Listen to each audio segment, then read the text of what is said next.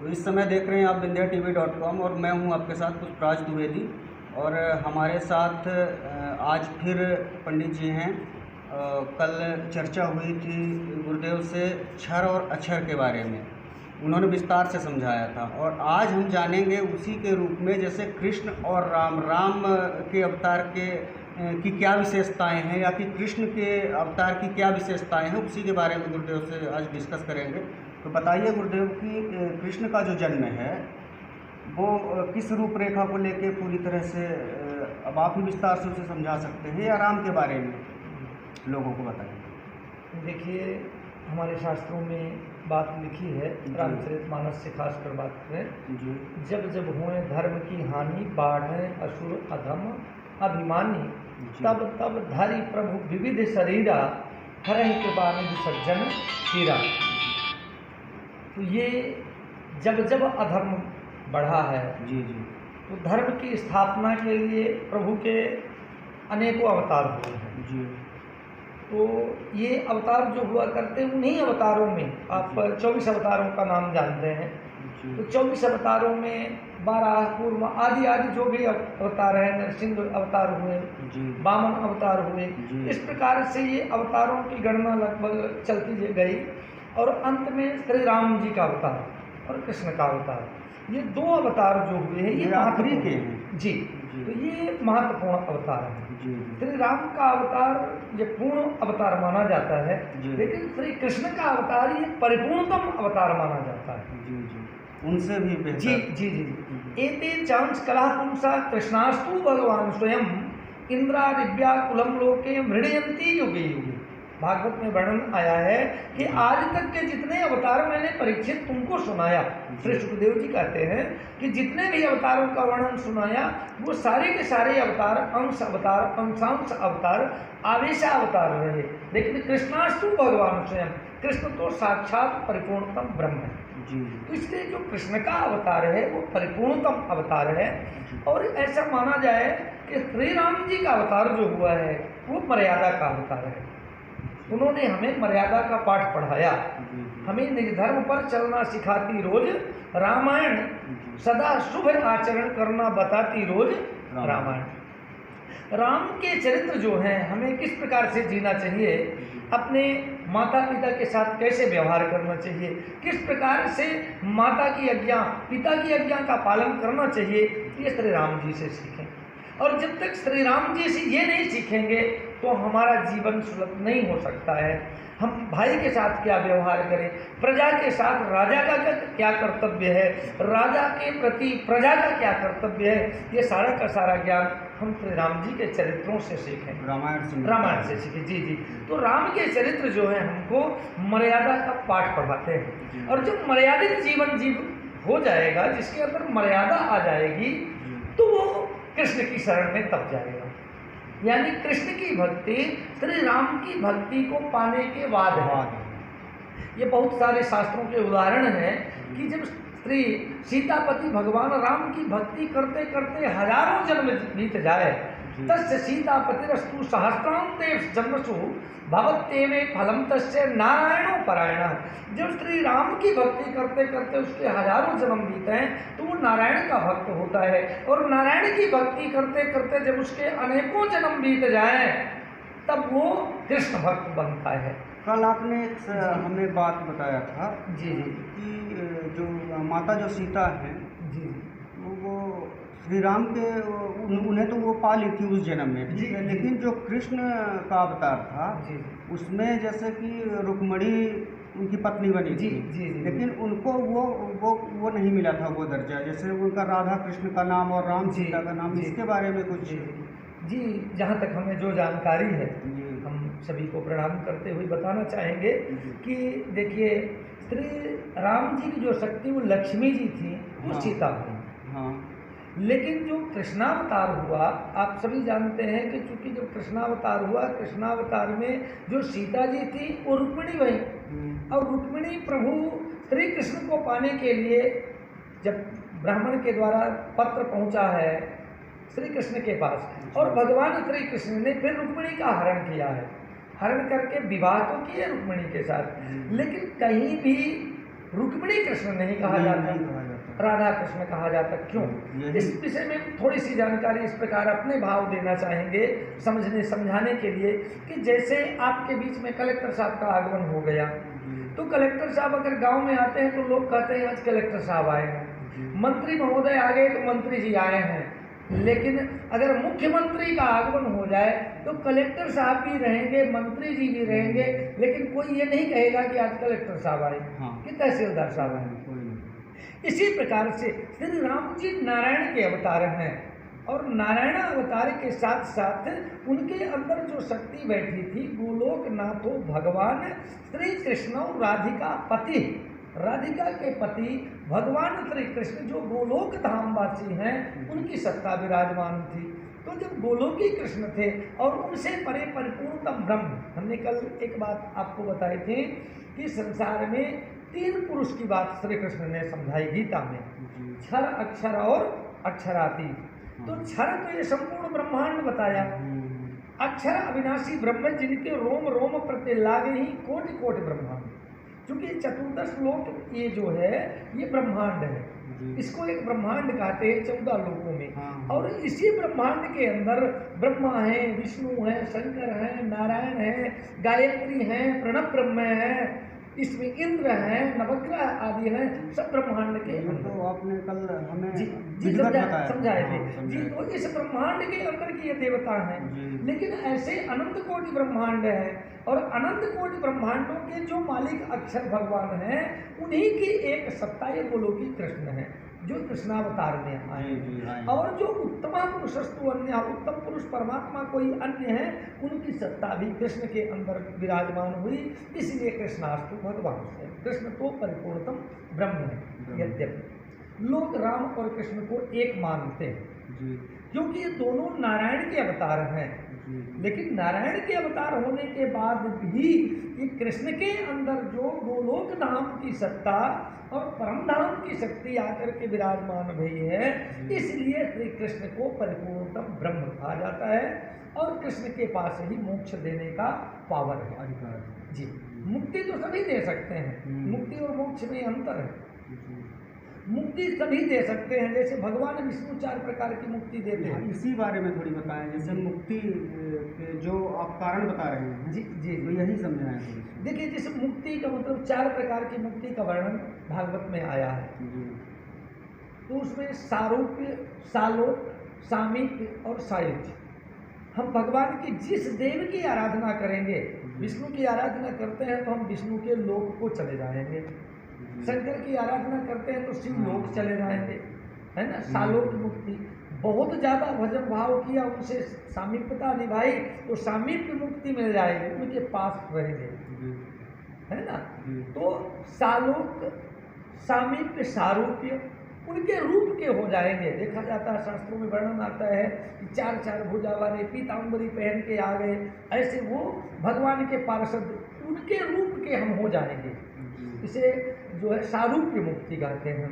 लेकिन सायुज्य यानी उन्हीं में विलीन हो जाएंगे, उनमें मिल जाएंगे, उनके धाम में प्रभु के साथ उनके से विलीन हो जाएंगे। ये 4 प्रकार की मुक्ति है। लेकिन ये 4 प्रकार की मुक्ति से भी आना जाना नहीं मिटता, क्योंकि विष्णु की मुक्ति है, ये नारायण की मुक्ति भले हो, यह शिव जी की मुक्ति है, लेकिन इन लोगों से भी आना जाना पड़ता है, क्योंकि सब विरंच विष्णु भगवाना उपजहि जासु अंश से नाना। इनकी भी उत्पत्ति किसी से होती है, इनका भी मालिक कोई और है। महाविष्णु सहस्राणी महाशंभु शतानि च नेत्र भ्रमण वेवश्य तदाक्षरम परमम पदे। जिस अक्षर भगवान की बात करते हैं वो अक्षर अविनाशी ब्रह्म है, जिनके पलक गिरने मात्र में हजारों महाविष्णु और सैकड़ों सदाशिव उत्पन्न होकर विलीन होते हैं, ऐसा शास्त्रों में वर्णित है। तो इस प्रकार से वो अक्षर अविनाशी ब्रह्म है और अक्षर से परे अक्षरातीत हैं। और वो अक्षरातीत की सत्ता कृष्ण में आई थी और श्री राम जी में नारायण की सत्ता विराजमान थी, क्योंकि नारायण जो जिनके नाभि से कमल चलता है और ब्रह्मा विष्णु शंकर की उत्पत्ति होती है, वही नारायण के अवतार श्री राम जी। क्योंकि नारद जी ने जिनको श्राप दिया था कि कपि आकृत तुम कीन हमारी, करिहै कीस सहाय तुम्हारी। नारद ने किसको श्राप दिया था? नारायण को। तो वही नारायण राम रूप में आए, ऐसा वर्णन मिलता है। लेकिन ये कृष्णावतार की बहुत लंबी कथाएं हैं। इसमें चूंकि जिस प्रकार से रामावतार में मनु और शत्रुपा तपस्या कर रहे थे, जो दशरथ कौशल्या के रूप में आए थे, वही आगे चल कर के कृष्ण और सुतपा तपस्या कर रहे थे, जो देवकी वसुदेव के रूप में आए थे। लेकिन इसमें नंद और यशोदा की कथा, थोड़ी सी चर्चा हम पिछले प्रसंगों में किए थे कल भी। तो वो जो गोलोकी कृष्ण हैं, तो गोलोकी कृष्ण गोलोक धाम की आराधना करने वाले द्रोण और धरा नाम के वसु थे, जिसमें लंबा प्रसंग है।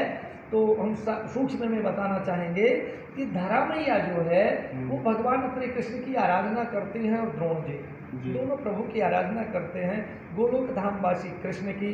और भगवान श्री कृष्ण परीक्षा लेने के आए, परीक्षा लेने के लिए आए, लेकिन क्योंकि बिना परीक्षा के तो रिजल्ट मिलता नहीं। तो आज परीक्षा लेने के लिए जब आए, उस दिन द्रोण और धरा घर में उनके एक दाना नहीं था। द्रोण जी महाराज भिक्षा रटन में गए थे, धरा मैया अकेली घर में थी।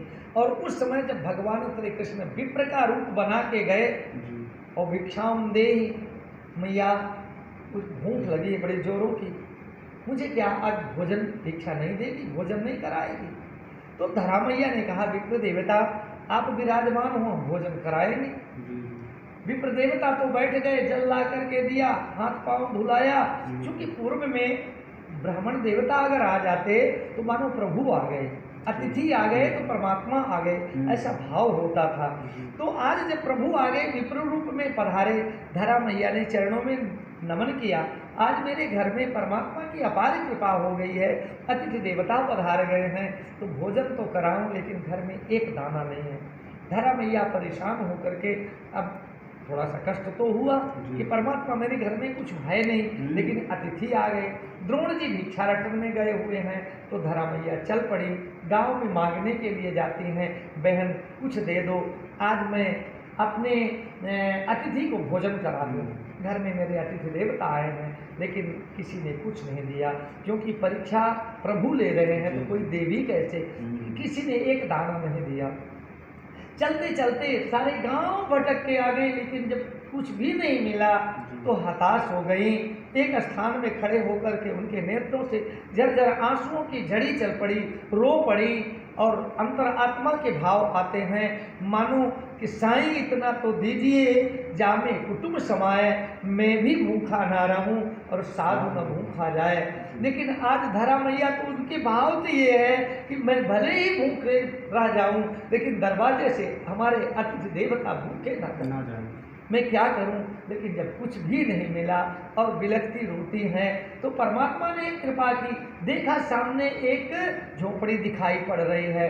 धरा मैया दौड़ कर जाती हैं, तो देखा क्या, वहाँ एक बधिक बैठा है, मांस के लोथड़े काट रहा है। जी जब देखा तो प्रणाम किया, आरत काह न करे कुकर्मू, आज आर्त हैं, दुखी हैं। धरा मैया ने उस बधिक को प्रणाम किया, भैया क्या मुझे कुछ दे दोगे? पैसे कुछ दे देते तो मैं अतिथि देवता को भोजन करा देती, और मेरे पति जब लौट के आएंगे तो तुम्हारे मैं पाई पाई अदा कर दूंगी। लेकिन उस बधिक ने कहा कि देखो देवी, मेरा धंधा तो देख रही हो ना, मांस का लेना और देना व्यापार है मेरा, और इसमें उधार साठ तुम्हें करता नहीं। तुम्हें मांस चाहिए तो पैसे लाओ, पैसे चाहिए तो मांस लाओ। धरा मैया तो निर्मल बुद्धि की थी, निर्मल भाव थे। उन्होंने विचार किया, मेरे घर में कोई पुत्र नहीं है, अब पुत्र का भाग मेरे तन पे है, अतिथि और पुत्र में कोई अंतर नहीं है। ऐसा समझकर कहा, भैया अगर मैं तुम्हें मांस दे दूं तो क्या तुम मुझे पैसे दे दोगे? हाँ देवी जरूर दे दूंगा। तत्काल चाकू उठाया और अपने दोनों स्तनों को काट कर उसके पलरे में रख दिया। वो तो थर्रा गया बधिक भी, और तत्काल पैसे दिया। धरा मैया लाकर भोजन बनाती हैं और भोजन बना करके देती हैं, जब पर तैयार कर देती हैं। उसी बीच में द्रोण जी महाराज भी पधार गए। द्रोण महाराज जी ने जब अतिथि को देखा तो कहा हाय भगवान, आज मेरे दरवाजे पर अतिथि देवता पधारे, कितनी बड़ी कृपा हो गई, लेकिन मुझे भी भिक्षा में कुछ नहीं मिला। तो आज अतिथि देवता भूखे दरवाजे से चले जाएंगे, मेरे गृहस्थ धर्म की मर्यादा चली जाएगी, अब मैं क्या करूं। चरणों में विप्र देवता को प्रणाम करके अंदर जैसे प्रवेश करते हैं, देवी हाँ स्वामी आप आ गए, हाँ देवी आ तो गया, लेकिन आज एक दाना कुछ भिक्षा में नहीं मिला। दरवाजे पर अतिथि देवता पधारे हैं, हाँ स्वामी अतिथि देवता तो पधारे हैं, लेकिन चिंता ना करें आप। अरे चिंता क्या ना करें, आज हमारे गृहस्थ धर्म की मर्यादा चली जाएगी, एक दाना घर में कुछ नहीं। देवी कहा स्वामी भोजन बनकर तैयार है, आप तो भोजन के लिए अतिथि देवता को लेकर पधारे। द्रोण जी महाराज दौड़ कर गए देवी, जब घर में एक दाना था नहीं, कहाँ से व्यवस्था हो गई देवी। लेकिन जब रक्त से लथपथ धारा को देखा तो बिलखने लगे, देवी ये रक्त की धारा कैसे बह रही है। धारा मैया ने सारा प्रसंग सुना दिया, और उस की कृपा है जो बधिक भैया ने मेरे ऊपर कृपा कर दी कि मैंने अपने दोनों स्तनों को काट कर दिया और उन्होंने पैसे दे दिया। तो इस प्रकार से द्रोण जी महाराज रोने लगे, देवी तूने अपने तन को समर्पित कर दिया परमार्थ के लिए, गृहस्थ धर्म की रक्षा के लिए, मैं हार गया और देवी तू जीत गई। और जब दोनों का करुण क्रंदन सुनते हैं दोनों बिलखने लगे। उसी बीच में गोलोकनाथ स्वामी राधिका के पति मुरली मनोहर आनंद कंद कृष्णचंद्र प्रकट हो गए और कहा देवी वरदान मांगो, वरदान मांगो। धरा मैया ने कहा स्वामी आप हो, आपने मेरी परीक्षा ली है। हाँ देवी मैंने परीक्षा ली है, परीक्षा में तू उत्तीर्ण हो गई, अब वरदान मांगो। धरा मैया ने कहा नाथ अगर आपने मेरी परीक्षा ली और वरदान मांगने की बात कर रहे हैं तो ध्यान दीजिए, पहला वरदान तो ये दे दीजिए कि जीवन में किसी पतिव्रता से इस प्रकार परीक्षा मत लीजिएगा, और दूसरा वरदान ये दे दीजिए कि आप मेरे पुत्र बन करके आ जाइए, और जिसके लिए मैंने अपने स्तनों को काटा है वो प्रभु मेरा स्तनपान करे। इस प्रकार से श्री कृष्ण ने एवमस्तु किया, ऐसा ही होगा। और वो गोलोकनाथ स्वामी राधिका के पति श्री कृष्ण यशोदा मैया के रूप में जब धरा आती हैं उनके घर में प्रकट होते हैं, और उन्होंने कहा देवी मैं तब तक रहूँगा तुम्हारे पास जब तक स्तनपान करूँगा, केवल स्तनपान ही करूँगा। हाँ हाँ स्वामी ऐसा ही हो। और आज जब भगवान श्री कृष्ण 11 वर्ष 52 दिन तक गोलोकनाथ स्वामी राधिका के पति भगवान श्री कृष्ण रहते हैं जी। और उसके बाद यशोदा मैया को छोड़कर सदैव के लिए चले जाते हैं। मैया रोती हैं, बिलखती हैं, तड़पती हैं और उनको छोड़कर जाते हैं। लौट मथुरा से फिर आप आए नहीं, आग तन पे लगी की लगी रह गई। और जब तक मैया के पास रहते हैं तब तक गैयन के पास रहते हैं, तब तक गोपियों के पास रहते हैं, क्योंकि ये गोपीपति कृष्ण गोलोक धाम से आए थे। तब तक राधिका के साथ रहते हैं, और जब मैया को छोड़ते हैं उस दिन राधिका को भी छोड़ देते हैं, गायों को भी छोड़ देते हैं, और यहाँ से फिर जा करके अपनी मुरली और मुकुट कंस का उद्धार करने के बाद, क्योंकि एक बात और आपको बताना चाहेंगे, प्रसंग तो ज़्यादा बढ़ जाएगा, लेकिन ये रामावतार में जो राक्षस था उसका नाम क्या था आपको मालूम होगा, रावण। रामावतार का जो राक्षस था उसका नाम था रावण। लेकिन रावण कृष्णावतार में क्या हुआ तो पता चला रावण कृष्णावतार में शिशुपाल हुआ और कुंभकर्ण दंतवक्र हुआ। बोले फिर ये कंस कौन है? तो कंस ये त्रिधामा नाम का द्वारपाल गोलोक धाम से आया है। यथा प्रमाण गर्ग संहिता ब्रह्म वैवर्त पुराण को देखेंगे तो पता लगेगा कि ये त्रिधामा नाम का द्वारपाल राधिका जी के श्राप से यहाँ आया था, और राधिका को भी श्राप लगा था ब्रजा सखी का, जो 100 वर्ष के लिए भगवान श्री कृष्ण का वियोग सहने झूठे संसार में आए, और ब्रजा नाम के सखी को भी राधिका ने श्राप दिया जो यमुना नदी बनकर आई थी। ये सारे प्रसंग गोलोक धाम के थे, क्योंकि इधर नारायण का अवतार वैकुंठ की कथा है और इधर कृष्ण में गोलोक धाम की भी कथा है। दोनों कथाएं साथ साथ चल रही हैं। शरीर एक है, शक्तियां दो हैं। दोनों शक्तियां हैं, लेकिन एक सत्ता और है जो उत्तम पुरुष परमात्मा की, वो भी 11 वर्ष 52 दिन तक थी। रास रमण करने के बाद वो सत्ता चली गई और उसके बाद कंस का उद्धार करने के बाद गोलोकी कृष्ण भी चले गए। जब से मुरली छोड़ दिया, जब से मुकुट छोड़ दिया, जब से बंसी बजाना छोड़ दिया, जब से मैया यशोदा को छोड़ दिया, गोपियों और राधिका रानी को जब से छोड़ दिया, तब से भगवान श्री कृष्ण गोलोक धाम को पधारे मानो। और वो फिर नारायण स्वरूप श्री राम और कृष्ण दोनों एक हैं, फिर कोई अंतर उनमें नहीं है। लेकिन ये 11 वर्ष 52 दिन तक जो है भगवान रामावतार और कृष्णावतार की ये प्रसंग हमने सुनाए। तो इस प्रकार से कल भी निवेदन किया था कि चूंकि हमें तो भजन करना है, अगर हम राम और दोनों कृष्ण को दोनों एक भी मानते हैं, तो जब राम कृष्ण दो एक नहीं हैं, अंतर नहीं निवेश, ये बात मानते हैं तो कृष्ण ही भज लो। क्या कोई जब दोनों एक है, तो मैं अगर कह रहा हूँ कि वो बड़े और ये छोटे, उनमें सत्ता ज़्यादा थी, इनमें कम थी, तो मानिए कि भजन ही तो करना है, तो कृष्ण का भजन कर लीजिए। सभी से प्रार्थना है, कृष्ण भक्ति परम त्रया मनुष्य का तन मिला है। अच्छा, आज जो आप समाज को देख रहे हैं जी जी, ये थोड़ी विपरीत जा रहा है ना? कहीं न कहीं लोगों में दुष्प्रचार किया जा रहा है, या बहुत सारे लोग ऐसे हैं जिनकी सोच निगेटिव हो रही है। हमारे ही बीच के वो लोग हैं और हमारे ही धर्म से सब लोग आते हैं, इनके लिए क्या संदेश है आपका कि इनको थोड़ी बहुत समाज का कम से कम ध्यान तो रखें ये लोग? बहुत सारे ऐसे असामाजिक तत्व आजकल हैं समाज में जो कि खुद तो कुछ नहीं करते हैं और दूसरों को भी कुछ नहीं करने देते। वो तो बहुत लोग, देखिए निंदा तो बहुत लोगों से आती है। जी जी, कुछ कर पाए या न कर पाए, हम जो बता रहे हैं उसमें कभी जीवन में किसी पुराण को पलटाया ना हो, अलग बात, लेकिन बात तो यूं लंबी चौड़ी करेंगे मानो बहुत ऊंची बात। कितने बड़े विद्वान हैं, अपने बीच में ही है, मंदिर में आना जाना तो दरकिनार रहा, कुछ जानना तो दरकिनार रहा, रामायण का पन्ना कभी पलटाया नहीं, और बात बड़ी ऊंची ऊंची करने लगते हैं। तो प्रथम तो श्री राम जी के मर्यादा का पालन करें। श्री राम जी ने जो सिखाया है और रामचरितमानस में जो वर्णन आया है, हम मनुष्य हैं, पहले तो मानव बने, हम मनुष्य जो है हम मानव बने। क्योंकि मनुष्य जो है, एक बात आती, एक संतवाणी सुनी थी कि सभी तो पूर्ण पैदा होते हैं, पशु पैदा हुआ तो पशु पैदा हो गया है। तो कोई भी जीव जंतु को आप देखें, जो पैदा हुआ वो पूर्ण है, लेकिन मनुष्य अपूर्ण होता है। बोले मनुष्य कैसे अपूर्ण होता है? बोले मनुष्य का जन्म हो गया, मानव चाहे तो देवता बन जाए, मानव चाहे तो राक्षस बन जाए, खुद मनुष्य बिल्कुल वो कुछ भी बन सकता है। ये मानव का तन जो है, इससे कुछ भी बनाया जा सकता है।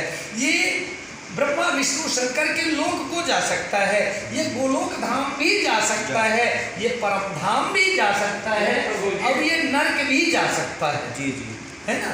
तो इस प्रकार से जब इंसान को समझना पड़ेगा इससे क्या करना है। जी हाँ, तो इस प्रकार से ये मनुष्य तन जो है ये अपूर्ण है। जी जी, और इसको पूर्ण तभी माना जाए जब ये परमात्मा को प्राप्त। पूर्ण मदा पूर्ण मिदम पूर्णात् पूर्ण मुदच्यते। तो जो पूर्ण परमेश्वर हैं, जब उनको प्राप्त कर ले ये जीव, तो मान लिया कि हम भी पूर्ण हो गए। मानव का कर्तव्य है कि उस परमात्मा को प्राप्त करना। तो केवल यही निवेदन है, यही मेरा कहना था कि लोगों में कुछ तो ये आए कि पहले मानव इंसान तो बने। जी जी, हम पहले मनुष्य बन जाए, पहले मनुष्य बन जाए। तो हम मनुष्य ही नहीं है, हम तो पशु बन गए। हाँ, एकदम से लोगों का जो आजकल बहुत जो सेंटिमेंट है वो एक अलग जा रहा है, अलग दूसरे में चला जा रहा है। पशु से भी बदतर है। पशु जो घास खाता है तो घास ही खाएगा, है ना? पशु को मांस दे दीजिए, बैल को दे दीजिए, वो नहीं खाएगा। सत्संग से लोग दूर भाग रहे हैं, जैसे मतलब कि दूरियां लोगों की बन रही हैं। हर जगह लोग बाग आजकल एक नए उसमें चले गए हैं, है ना, नए दौर पे। सत्संग की ओर तो किसी का मन लगता नहीं है। भजन भाव सत्संग यहाँ मंदिरों में कम होता है, कहीं भी है, कोई आता नहीं। पहले की वो प्रथा थी कि कहीं एक स्थान में सत्संग होता तो गांव के गांव लोग चले जाते थे। आज सत्संग हो रहा है, आज कुछ भी होता रहे, ताश खेलते रहेंगे, उल्टे सीधे काम करते रहेंगे, मद्यपान मांसाहार करते रहेंगे। यही तो पहले इंसान को इंसान बने, है ना। चलिए ठीक है, हमसे बात करने के लिए बहुत बहुत धन्यवाद। प्रणाम सभी को।